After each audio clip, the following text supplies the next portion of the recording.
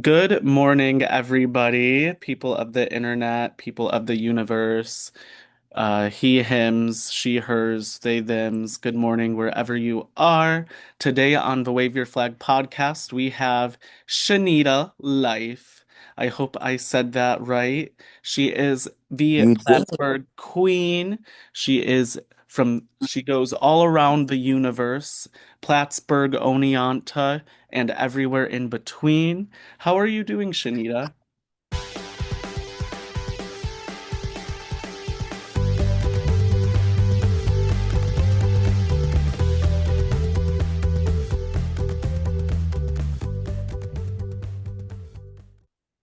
I am doing so good. I woke up and I said, "Oh, that's right. I've got this today." So, Ooh. yay. Yes, it is your time to shine and, dish everything about your drag to the world and let the people know what's good. Yes, let's get into it. So, Shanita, I'm gonna start with just like give us a summary of how you would describe your drag, what people can expect from a Shanita show. Oh, okay. Describing my drag, I always say it's whatever I'm feeling in that exact moment. As have seen, if you follow me on Instagram, if you don't, that's rude. I go back and forth between like being a bearded queen and not. I do whatever I'm feeling in that exact moment. As far as what to expect from me at one of my shows, plugging Life of Palooza, I would I would like to say like, oh, I'm gonna be fierce cunty, but like I'm stupid and I like to say I'm stupid and stunty. Cause like I can hit a cute little split and whatnot and everything like that. But like I literally just did a mix last night where it has the "You Think You Fell Out of a Coconut Tree" mix from Kamala Harris. That's so funny. That is so funny. And I think that drag should be unexpected. So I love that you're kind of just whatever you feel in the moment or whatever you feel that day is what you decide to go with because it doesn't always require thinking about in depth like what you're gonna do. And I think like it's fun to have that spontaneous element. Exactly. So, what is your favorite artist to lip sync to? It changes. I say it changes every year because last year I was very much in the Christina Aguilera, but this year it's been Snow White. I love a Snow White song. My favorite song by her right now is Yo Yo. It's off her, I think it's her first, no, her second album. And like literally I listen to that song I think like every other day. That is so funny. I don't think I've heard that song yet though, so I'll have to give it a listen. But how did you come up with the name Shenita Life? I feel like I have such a boring story for it. So I started drag when I was 15. Hmm. So last week. Um, and when I was watching like drag and everything like that, it was like right around I was watching All Stars 4, and the Yeah. makeover episode, Mo's makeover partner's name was Shanita Hart. And I said, wait, Yeah. I really like Shanita. And I was like talking with my friends on I think it was Discord, and they were all talking because like I at that time like I didn't really hang out with friends or everything like that. So somebody said something about like me needing a life, and I said, wait, should I need a life is kind of fun, and then I spelt it and I spelt it wrong.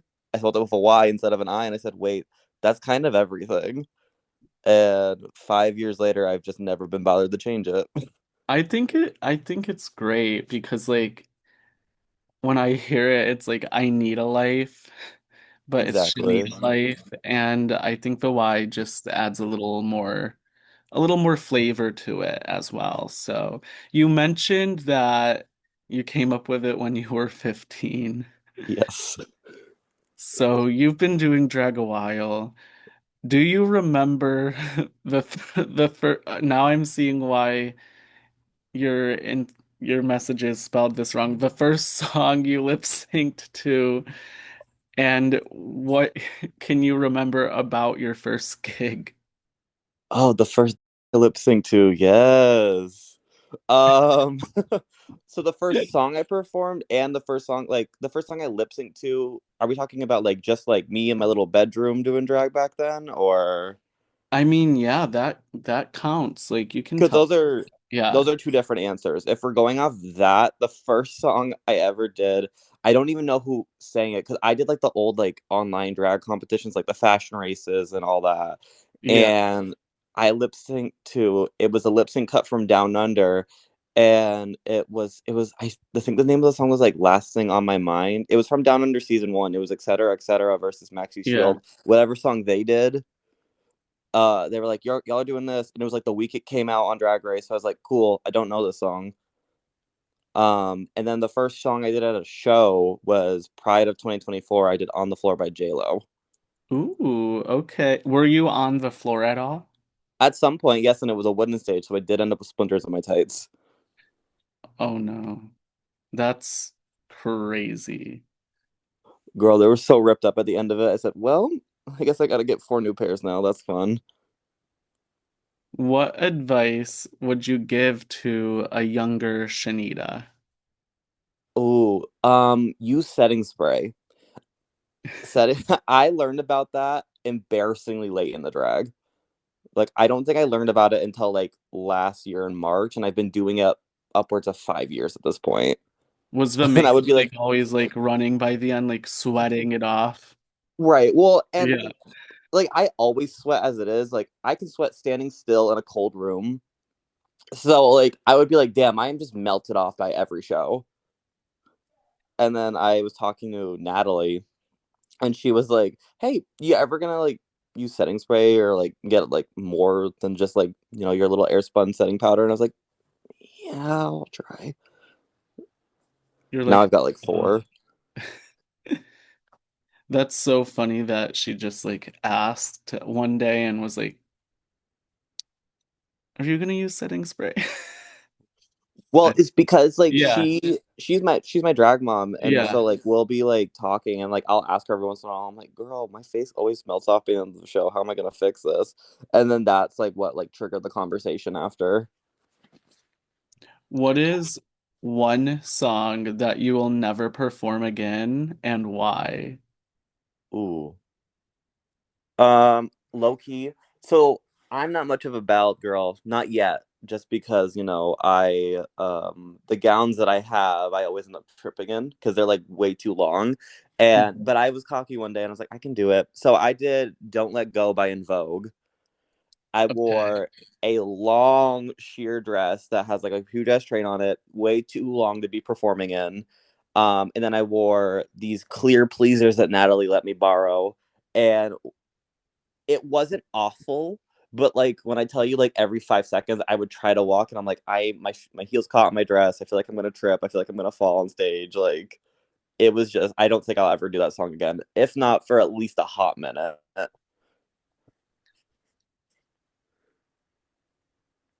So, if you could pick a movie to describe your life, what movie would you pick and why? It would be the Cars movies. And and this relates to your life in which ways?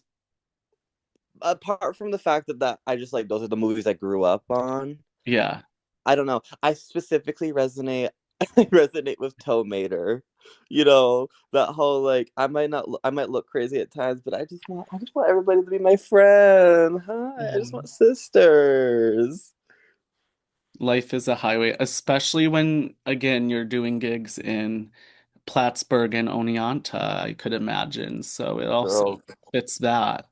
those highway tolls hate to see me Oh coming. my goodness. Don't even mention it. Although I barely use my Easy Pass, so I don't know what I'm talking about. Oh, they'll mail me the letters and it's like you have a due balance. And I'm like, Wait, you get them in the mail. You got to get an Easy Pass. I guess I do. I know with Also, how much I travel. it's so annoying though because if you have an Easy Pass, maybe it's better to do the mail tolls. But I think there's an extra little fee. Really? But if you do an Easy Pass, it's kind of like a like Dunkin' or like a phone card, like a reloadable card, like they'll just charge you. If your balance goes below $10, they'll charge you $25 as a Oh, refill, but you'll have that money for if you when you use it next, but I they like that. automatically take it if you use it. So completely up to you, but just a warning. So if you had your own talk show, who would you invite on and why? I was gonna say something boring like my drag mom Natalie Taylor or like Stella Progress, but then I thought about it and we would run right over time because they don't shut up. Low key, I oh, you know who I would bring on because I love getting the Kiki with her backstage, and we haven't worked together. We've only worked together like much. We've only done like two things together. Lucy Corkscrew Boots. I am obsessed with that woman. I That would don't be know if you've ever gotten to see her or anything like that, but she's like one of my favorite drag queens. I think I've gotten to see her. We competed in Up and Coming together this Mhm. earlier this year. She was I think she was the runner up. Yes, she was the runner up. I was not. But Well, yeah, I like loved getting to work with her backstage at that whole thing. so you mentioned up and coming. Do you have any pageants coming up right now? So as of right now, no, I'm still kind of like in that like broke fresh out of high school mentality, even though I graduated coming up on 2 years ago this summer. So we're not, the budget's not back just yet from up and coming. I spent a pretty penny on that, but I think I'll always have a competing itch when it comes to drag. It's what like fuels me. So nothing as of right now, but who knows? Maybe you'll see me pop back on the up and coming ring. Yeah, To be determined. you'll have to maybe a Miss Gay Albany in the future or Per- perhaps. perhaps. What inspires you to perform and why is drag important to you? Okay, what inspires me to perform is my mother, like my real mom. I love getting the like she comes to every show that's in Plattsburgh, that she can, and she's always been my rock. She will always be my rock. Like that lady is everything to me. And like Shenita Lyfe, like when I started creating the character, I was basing a lot of it like off her. So I think she is the reason why I perform. What was the other question? Oh, and why is drag important to you? Oh, I think drag is important to me specifically, you know, because of how like Plattsburgh's drag scene is not as big as I would love it to be. So I didn't get to see a lot of it growing up because like a lot of the shows I did see weren't like all ages or like they weren't 18 and up or everything like that. So like I had to kind of wait until I got my footing in just performing myself to see drag shows. And I think it's so important like between like me and Malibu hosting our monthly shows that we're like bringing like back like not bringing back because it always has been there, but like really pushing the no again for like more like, hey guys, the queer nightlife in Plattsburgh does exist. Please come to this. Like getting people's like focus back on it. Cause I feel like when COVID happened, there was kind of like a pause and like Yeah. regular stuff here. And I feel like we're finally getting back into that like, hey guys, we are just like all like we can have the monthly shows like Albany. Like, come on, let's get it together. Yeah, especially because like you're right across from like Burlington, Vermont. Or wait, Right. yeah, Um, yeah, like a 30-20 minute ferry ride, I think. yeah. Maybe that might be overshooting it actually. But like there's definitely a audience in throughout upstate New York for drag. So Hmm. that's nice to hear that you're starting or that you have been running a monthly show up there called Life-a-Palooza for those Yes. have not been fully listening. Is there anyone you would like to give a shout out? Anyone that's been very supportive. And if you miss any names, don't worry. Like, Okay. Ooh, I could list a bunch of people. Obviously I have to shout out the whole House of Taylor, my House of Taylor, like my drag sisters, Scarlet Vendetta and Enigma.